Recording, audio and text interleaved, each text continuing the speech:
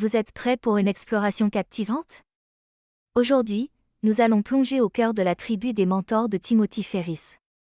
Imaginez un livre où plus de 100 personnalités influentes, entrepreneurs, artistes, athlètes et plus encore, partagent leurs secrets de réussite.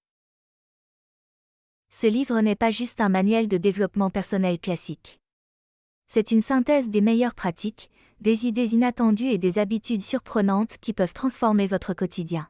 Bienvenue dans les pensées d'Adler, là où les vaisseaux vont pour mieux vous plaire. Des clés cachées dans chaque auteur. Obsidian Mania, je partage mon labeur. Divisé pour créer, apprendre pour briller.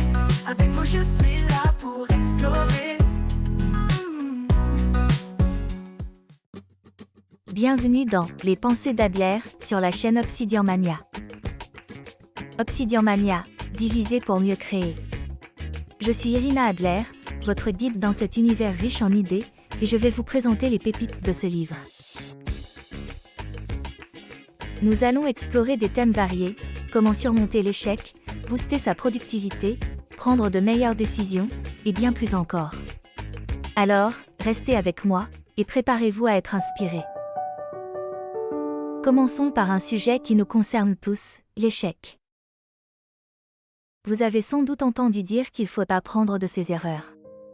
Mais Portia Nelson, une autrice citée dans le livre, propose une perspective frappante à travers son poème autobiographie en 5 courts chapitres.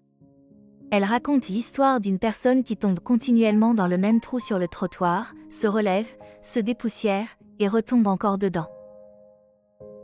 C'est une métaphore puissante de nos schémas répétitifs.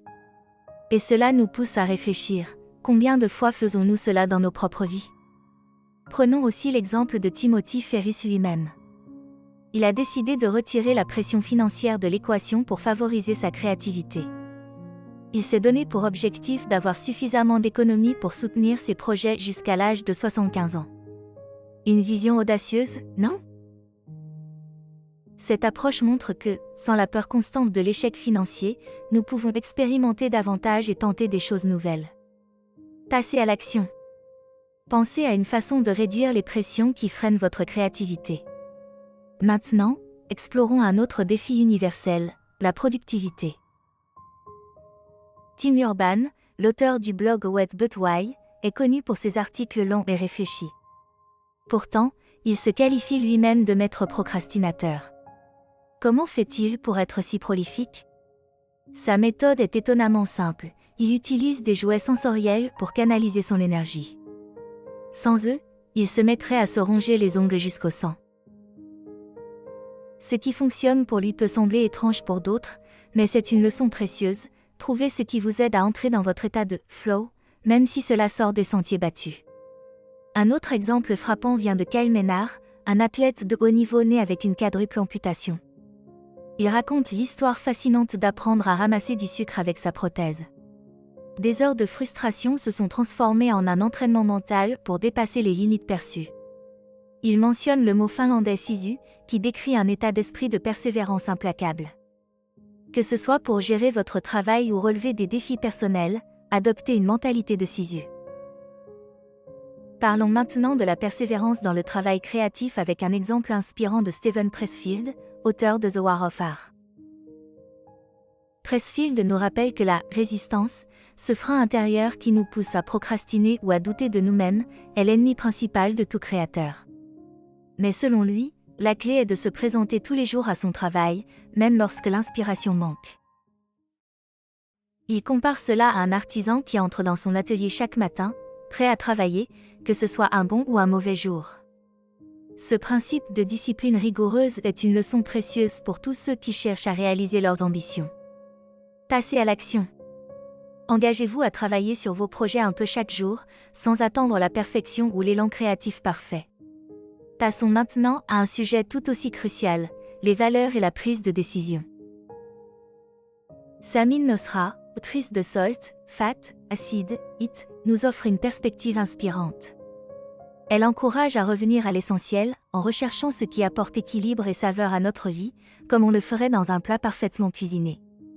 Pour elle, chaque décision importante doit refléter ce qui harmonise nos objectifs et nos valeurs. Cette idée s'étend à tous les domaines, carrière, relations ou projets personnels. Cela nous pousse à réfléchir, où pouvons-nous simplifier et épurer dans nos propres vies pour retrouver cet équilibre? Passez à l'action. Analysez une situation où vous êtes bloqué, et appliquez cette méthode pour identifier ce qui équilibre votre choix. Avant de conclure, parlons de bien-être et de santé mentale. Max Levchin, cofondateur de PayPal, a vécu un épuisement professionnel après le succès de son entreprise. C'est sa femme qui lui a rappelé qu'il s'épanouissait dans le processus de création, pas seulement dans les résultats. Cela résonne avec les propos de Naval Ravikant, un investisseur qui compare le soin de soi à l'oxygène dans un avion. Mettez votre masque en premier. Prenez soin de vous pour pouvoir exceller dans vos autres responsabilités. Enfin, un dernier conseil pratique vient de Maria Sharapova. Elle garde un carnet pour noter toutes ses distractions lorsqu'elle travaille, afin de ne pas les laisser déranger son attention. Essayez cette méthode pour maintenir votre concentration sur vos priorités. En résumé, la tribu des mentors est une mine d'or d'inspiration et de conseils concrets. Ce livre vous pousse à réévaluer vos habitudes, à relever des défis et à créer une vie plus épanouissante. Si vous souhaitez approfondir certains des concepts abordés, je vous recommande commencer par Pourquoi de Simon Sinek et Deep Work de Cal Newport. Ces deux ouvrages offrent des outils pour clarifier vos objectifs et cultiver une concentration exceptionnelle. Passez à l'action. Explorez ces idées, et voyez lesquelles résonnent le plus avec vous. Pour moi, ce résumé s'intègre dans ma section « Lecture d'inspection » dans Obsidian. Récupérez la présentation sur le site obsidianmania.com et restez connectés pour d'autres épisodes de la série « Les pensées d'Adler ». Dans le prochain épisode, on retrouve le calme avec Ryan Holiday. Merci de votre écoute. À bientôt. Élémentaire, ma chère Adler.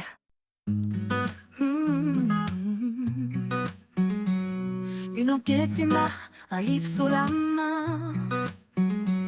Chaque page dévoile un nouveau chemin. Des idées qui résonnent, des leçons à tirer. Dans l'univers des mots, je viens m'aventurer.